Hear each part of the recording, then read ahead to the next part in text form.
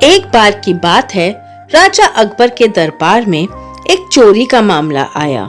राजा अकबर ने चोर को गुस्से से कहा, झूठ बोलना बंद करो और अपने जुल्म को कबूल कर लो, क्योंकि हमें झूठ से उतनी ही नफरत है जितनी अपराधियों से, और इस बात को यहाँ सब जानते हैं, इसीलिए यहाँ कोई भी झूठ नहीं बोलता।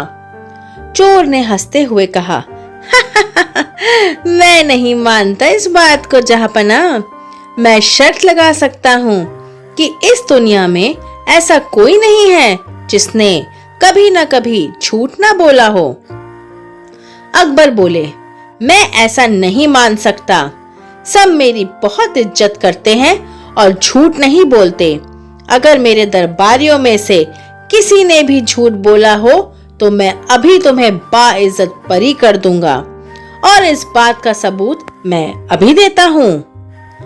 फिर अकबर ने कहा, दरबारियों, मुझे बताओ कि किसी ने कभी झूठ बोला है। सब दरबारी चिंतित हो गए और एक दूसरे को देखने लगे। कुछ दरबारियों ने डरकर तुरंत बोल दिया कि उन्होंने जिंदगी में कभी भी झूठ नहीं बोला है। दूसरे मंत्री आपस में फुसफुसाने लगे कि क्या झूठ बोल दें कि हमने कभी झूठ नहीं बोला। हमने इतने झूठ बोले हैं कि अब झूठ झूठ ही नहीं लगता। दूसरे मंत्री बोले, चुप करो, अभी क्या बोलना है ये बताओ। दोनों मंत्री को बातें करते देख अकबर बोले, ये क्या फुसफुसा रहे हो दोनों? जो सवाल पूछा गया है उसका जवाब दो। कभी झूठ बोला है या नहीं? मंत्री बोले, महाराज, झूठ बोलने से किसी का भला नहीं होता, इसीलिए मैंने तो कभी भी झूठ नहीं बोला। फिर बादशाह ने बीरबल से पूछा, बीरबल, क्या तुमने कभी झूठ बोला है? बीरबल बोले, महाराज, मैंने अपनी निजी जिंदगी में कभी ना कभी तो झूठ बोला ही होगा। यह सुन के बादशाह चौंक गए और वो चोर भी हंसने लगा। बादशाह को बहुत क्रोध आ गया और बोले, ये तुम क्या कह रहे हो बीरबल? तुम तो मेरे सबसे प्रिय हो और तुमने ही ऐसी हरकत की है। हमें बहुत शर्मिंदगी हो रही है। बीरबल बोले, महाराज, ऐसी बात नहीं है। जिंदगी में कभी ऐसी परिस्थिति आती है कि झूठ बोलना ही पड़ता है। अकबर को और गुस्सा आ गया और उन्होंने बीरबल को वहां से जाने के लिए बोला और कहा कि दरबार में तब तक मत आना जब तक झूठ बोलना बंद नहीं कर देते। बीरबल भी वहां से चले गए और अपने घर में बैठे सोच रहे थे कि कैसे राजा अकबर को समझाएं कि कभी ना कभी झूठ बोलना पड़ता है। तभी उनके हाथ में एक जौ का बाली आ गई। उसे देख के बीरबल के दिमाग में विचार आया और उन्होंने राज्य के सुनार चांदीमल को अपने घर बुला लिया और बोले, चांदीमल, मुझे ऐसे सोने के जौ चाहिए, क्या तुम बना सकते हो? चांदीमल बोले, हुजूर, आपका हुक्म सर आंखों पर। फिर कुछ दिनों बाद राजा बीरबल ने बादशाह अकबर को खत लिखा और एक खेत के पास बुलाने का निमंत्रण भेजा। राजा अकबर ने भी निमंत्रण स्वीकार कर लिया और बीरबल के पास चले गए। बताओ बीरबल, अब क्या झूठ बोलना है? हम सबको यहाँ क्यों बुलाया है? बीरबल ने अपने थैले से सोने के जौ निकाले और बोले, बादशाह, ये सोने के जौ खेत में बोने हैं, इससे सोने की फसल आएगी। यह सुन के बादशाह अकबर चौंक गए। वो बोले, तो फिर हमें यहाँ क्यों बुलाया है बीरबल? बीरबल ने कहा, बादशाह, इस काम में मुझे आप सबकी मदद चाहिए। अकबर ने कहा, कैसी मदद? फिर बीरबल ने कहा, महाराज, ये जौ वही बो सकते हैं जिसने कभी अपनी जिंदगी में झूठ नहीं बोला हो, इसीलिए मैंने आप सबको यहाँ बुलाया है, क्योंकि आप सब सच्चे और सीधे हैं और मैं रहा झूठ बोलने वाला। ये काम मुझसे नहीं हो पाएगा। क्योंकि अगर कोई झूठा इंसान इन्हें बोएगा तो उसका सर उसी समय फट जाएगा। अकबर बोले, अच्छा तो ये बात है। कोई नहीं, दरबार के सभी मंत्री यही हैं जिन्होंने कभी झूठ नहीं बोला। वो जरूर तुम्हारी मदद करेंगे और ये जौ बो देंगे। फिर बीरबल बोले, जरूर, क्यों नहीं। जिस किसी ने भी झूठ नहीं बोला वो कृपा करके आगे आ जाइए और मेरी मदद करें। आपका सर तो नहीं फटेगा। बीरबल की ये बात सुन के सभी मंत्री पीछे चले गए और शर्म से सर झुका लिया।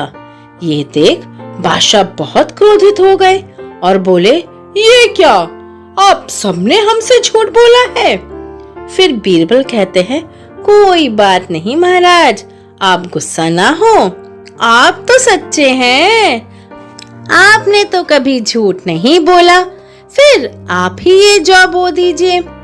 बीरबल की ये बात सुनकर अकबर सोच में पड़ गए।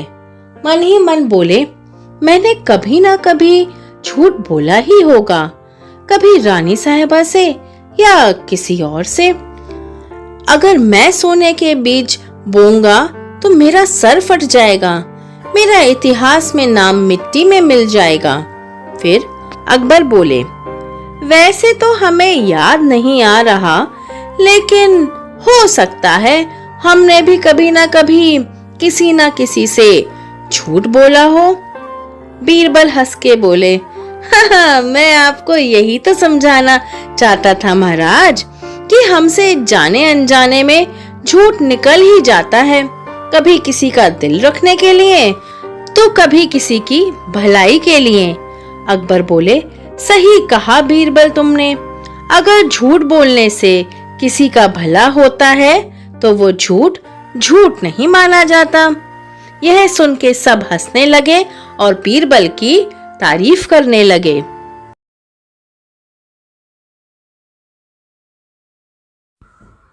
एक बार की बात है, बहुत गर्मी पड़ रही थी। इस गर्मी को देखकर राजू कुम्हार बहुत खुश था, क्योंकि उसके मिट्टी के बर्तन जल्दी सूख रहे थे। लेकिन उसकी नीयत सही नहीं थी। वो अपने मिट्टी के बर्तनों में मिलावट का सामान मिलाता था, जिससे उसको काफी मुनाफा हो जाता था। राजू बोला, वाह, इस बार तो बहुत मुनाफा होगा। मिलावटी मिट्टी के बर्तन भी अच्छे से सूख गए और किसी को पता भी नहीं चला। फिर राजू अपने घर के अंदर चला गया। थोड़ी देर बाद रामू धोबी कपड़े लेकर आ रहा था कि उसका पैर मटके के अंदर फंस गया। वो अपने आप को संभाल नहीं पाया और लुढ़कते लुढ़कते मिट्टी के मटकों पे जाकर गिर पड़ा, जिस कारण सारे मटके चुरमुरा गए। तभी राजू ने टूटने की आवाज सुनी और घर के बाहर आया और चिल्ला के बोला, अरे ये क्या किया तुमने? मेरा कितना नुकसान हो गया। ये देख धोबी भी घबरा गया और कुम्हार से माफी मांगी। कुम्हार बोला, ये तुमने जानबूझ के किया है, तुम मेरे व्यापार की तरक्की से जलते हो। धोबी बोला, नहीं, ऐसा नहीं है, मैं अपनी बेगुनाही कैसे साबित करूं? फिर भी मैं तुमसे दोबारा माफी मांगता हूँ और तुम्हारे नुकसान की भरपाई कर दूंगा। ऐसा कहते ही धोबी कपड़ों की गठरी खोलता है और उसमें रखे सोने की मुद्राएं उठाता है। राजू सोने की मुद्राएं देख धोबी से बहुत जल जाता है। फिर धोबी सोने की मुद्रा राजू को देता है और कहता है, ये लीजिए आपकी मटकों के नुकसान की कीमत। ये कह के धोबी वहां से चला जाता है। लेकिन कुम्हार को बहुत जलन हो रही थी, क्योंकि वो किसी को अपने से ज्यादा कमाते नहीं देख सकता था। इसीलिए उसने एक युक्ति बनाई और अगले दिन राजा अकबर के दरबार में पहुंच गया। राजा अकबर बोले, क्या हुआ कुम्हार राजू, यहाँ क्यों आए हो? कुम्हार बोला, जहाँपना, कल मेरा दोस्त मंगला राज्य से आया है। उसको हमारे राज्य बहुत अच्छा लगा, लेकिन हमारे हाथी देख के चौंक गया। राजा बोले, हाथी देख के चौंक गया? कैसे? फिर कुम्हार बोला, वो कह रहा था कि उनके यहाँ के हाथी दूध जैसे सफेद होते हैं, जबकि हमारे यहाँ हाथी काले और मैले हैं। यह सुन के सब चौंक गए और बादशाह भी अपना सर खुजाने लगे और बोले, ये कैसे हो सकता है? हमने तो कभी पहले ऐसे हाथी ना देखे ना सुने। फिर कुम्हार बोला, मैंने भी पहले उसकी बात में यकीन नहीं किया महाराज, लेकिन जब पता लगाया तो ये बात सच निकली। अपने एरावत का नाम तो सुना ही होगा। राजा ने तभी ही हुक्म दे दिया कि जाओ, हमारे राज्य के सभी धोबी से कह दो कि हमारे राज्य के भी हाथी चमचमाते हुए दिखे। कुम्हार बोला, महाराज, मैं एक ऐसे धोबी को जानता हूँ जो बहुत मेहनती है, वो अकेले ही ये काम कर सकता है। अकबर ने कहा, ठीक है, बुलाओ उस धोबी को। फिर क्या था, वो बेचारा धोबी आदेश का पालन करने लगा और पूरी मेहनत से हाथी को साफ करने लगा, पर हाथी भी परेशान हो गए और एक जगह नहीं खड़े हुए, जिस कारण धोबी को बड़ी मुश्किल हुई। वो वहीं बैठ के रोने लगा। तभी अचानक उसने वहां बीरबल को जाते हुए देखा और बोला, राजा बीरबल, मेरी मदद करे। बीरबल बोले, क्या हुआ? मुझे पूरी बात बताओ, तुम रो क्यों रहे हो? फिर धोबी ने सारी बात राजा बीरबल को बताई, जिसे सुनकर बीरबल हंसने लगे और बोले, अच्छा, तो वो तुम ही हो जिसकी सिफारिश कुम्हार ने की थी। बीरबल ने फिर धोबी को सारी बात बताई, जिससे सुनकर धोबी चौंक गया और बोला, अच्छा, तो ये बात है। इसका मतलब कुम्हार मुझसे उस दिन का बदला लेना चाहता है। बीरबल बोले, कैसा बदला? धोबी ने फिर उस दिन मिट्टी के मटके वाली सारी बात बीरबल को बता दी। बीरबल सारी बात समझ गए और धोबी से बोले कि तुम बादशाह के पास जाओ और बोलो कि हाथी को एक जगह खड़े रहने के लिए एक बड़ा सा घड़ा चाहिए, तभी हाथी अच्छे से साफ हो पाएंगे, और इसके लिए तुम्हें कुम्हार राजू की सिफारिश करनी पड़ेगी। आगे मैं सब संभाल लूंगा। फिर क्या था, कुम्हार को बड़ा सा घड़ा बनाने के लिए बोला और 3 दिन में कुम्हार ने बड़ा सा घड़ा बना के तैयार भी कर लिया, जिससे देखने बादशाह अकबर वहां पहुंचे। फिर धोबी ने हाथी को घड़े में जाने को कहा और जैसे ही हाथी अपना पैर उस घड़े में रखता है, वैसे ही घड़ा टूट जाता है। ये देखकर राजा अकबर को बहुत गुस्सा आ जाता है और कुम्हार को बोलते हैं, इतना कमजोर घड़ा बनाया है तुमने। कुम्हार बोला, बादशाह, ये मिट्टी का घड़ा एक हाथी का वजन कैसे संभाल सकता है? फिर बीरबल बोले, ऐसा नहीं है, कल ही मैंने झुमरी तलैया के राजा से बात की और उनके यहाँ हाथी ऐसे ही घड़े में नहाते हैं, वो तो नहीं टूटता। ऐसा करो, तुम तब तक घड़ा बनाओ जब तक ये हाथी का वजन संभालने में सक्षम हो जाए। यह सुन कुम्हार को अपनी गलती का एहसास हुआ और उसने सबसे माफी मांगते हुए कहा कि मैंने सबसे झूठ कहा था, क्योंकि मैं इस धोबी से जलता था और बदला लेना चाहता था। फिर बीरबल ने कहा, चलो, अंत भला तो सब भला। हाथी तो सफेद हुए नहीं, लेकिन कुम्हार के दिल का मैल तो निकल ही गया। यह सुन के सब बहुत प्रसन्न हुए।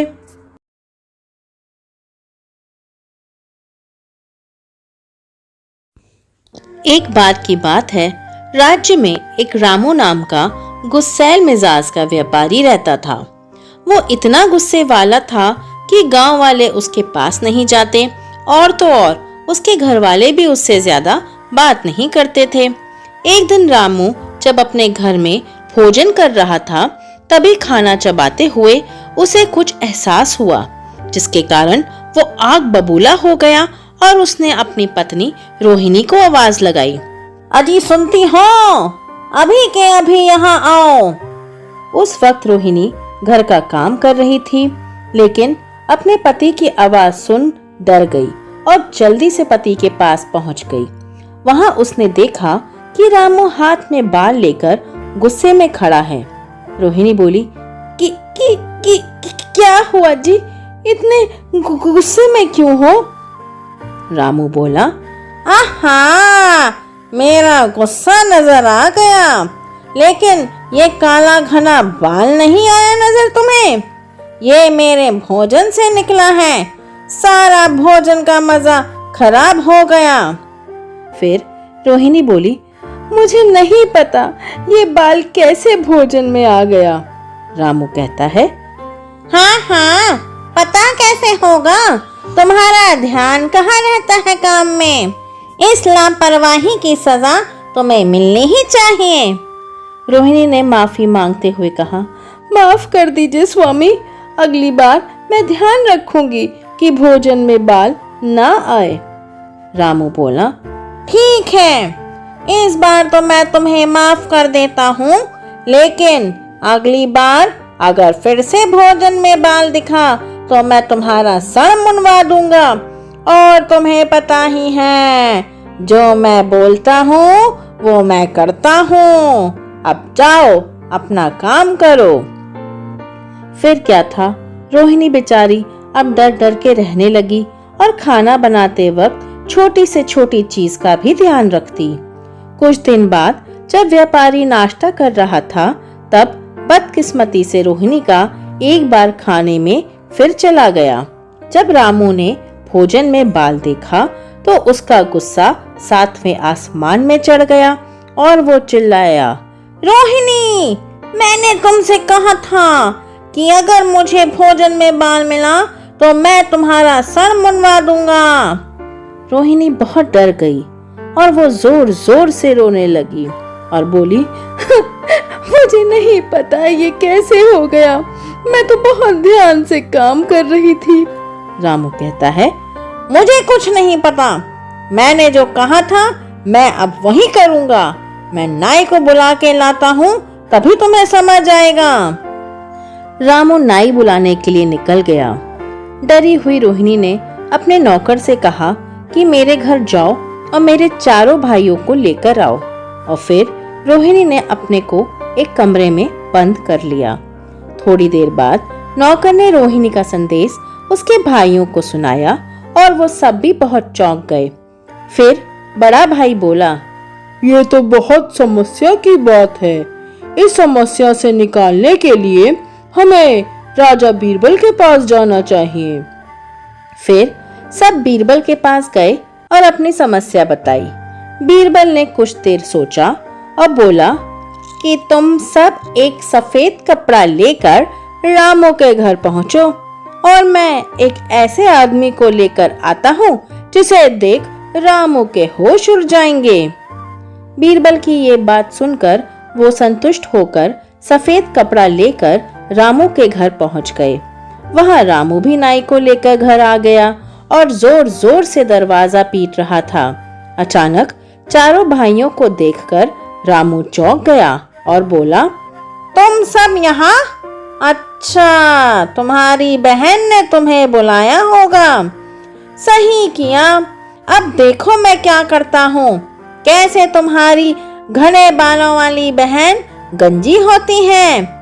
रामू ने फिर जोर जोर से दरवाजे पे लात मारी और दरवाजा टूट गया और रोहिणी बहुत डर गई क्योंकि उसके बचने की अब कोई उम्मीद नहीं थी। लेकिन किस्मत को कुछ और ही मंजूर था, क्योंकि उसी वक्त राजा बीरबल वहां आ गए, जिसे देख व्यापारी अपना सर खुजलाने लगा।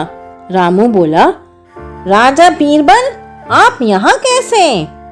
बीरबल ने बाहर आवाज लगाई और कुछ लोग वहां आ गए और आखिर में एक जल्लाद आया, जिसे देख रामू बहुत डर गया और बोला, ये सब क्या हो रहा है और ये जल्लाद यहाँ क्यों आया है? बीरबल ने कहा, ये सब लोग तुम्हारे लिए ही आए हैं। फिर रामू बोला, मतलब? बीरबल कहते हैं, जैसे कि तुम्हें पता है कि हमारे गांव के नियम के अनुसार महिला के बाल तभी अर्पित किए जाते हैं जब उसका पति ना हो, और तुम तो अभी जिंदा हो, इसीलिए मैं इस जल्लाद को लेकर आया हूँ। जल्लाद फिर व्यापारी के पास जाता है, जिसे रामू बहुत घबरा जाता है और वो अपने घुटनों के बैठकर माफी मांगता है। मुझे माफ कर दो राजा बीरबल, मैंने बहुत बड़ी गलती हो गई है। बीरबल बोले, ऐसे कैसे माफ कर दें, क्योंकि जो मैं बोलता हूँ वो ही मैं करता हूँ। रामू जोर जोर से रोने लगा और बोला, मुझे अपनी गलती का एहसास हो गया। अब खाने में बाल क्या भालू भी आ जाए तब भी मैं कुछ नहीं कहूँगा। मुझे माफ कर दो। बीरबल बोले, माफी मांगनी है तो अपनी पत्नी से मांगो, उन्होंने जानबूझकर ऐसा नहीं करा था, वो तो बस हो जाता है। और हाँ, गलतियाँ उन्हीं से होती हैं जो कुछ काम करते हैं। रामू ने फिर अपनी पत्नी से माफी मांगी और सब वहाँ बहुत खुश हो गए।